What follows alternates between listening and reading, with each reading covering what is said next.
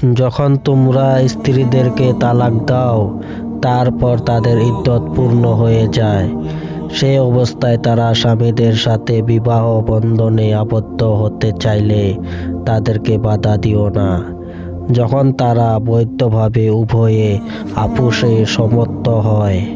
তোমাদের মধ্যে যে ব্যক্তি আল্লাহ ও শেষ দিনে বিশ্বাসী, তাকে এই উপদেশ দেওয়া হচ্ছে।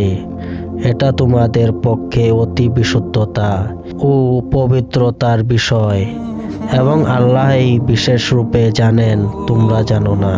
যখন তোমরা স্ত্রীদেরকে তালাক দাও, তারপর তাদের ইদ্যত পূর্ণ হয়ে যায়, সেই অবস্থায় তারা স্বামীদের সাথে বিবাহ বন্ধনে আবদ্ধ হতে চাইলে তাদেরকে বাধা দিও না, যখন তারা বৈধভাবে উভয়ে আপোষে সম্মত হয়।